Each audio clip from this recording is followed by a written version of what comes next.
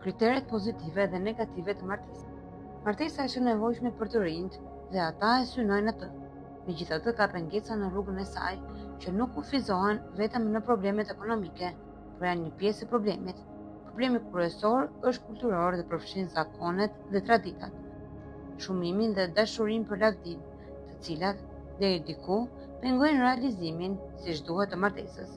Islami është thjeshtësia dhe kjo ka qenë tradita që nga fillimi i revolucionit, por kultura e shumimit, lavdërimit dhe e pasurisë ka vështirësuar çështjen në një masë të madhe.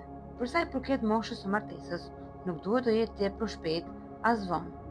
Disa mund të mendojnë për një martesë në moshë të re.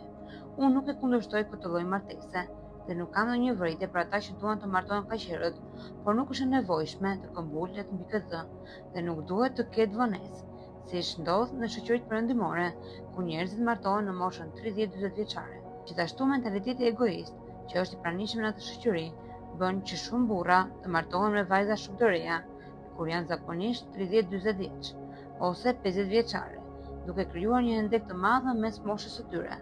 Kjo është sigurisht një nga arsyet për pasigurinë në jetën martësore. Kjo është arsyeja pse vërehet se shumë njerëz kalojnë jetën e tyre në perëndim.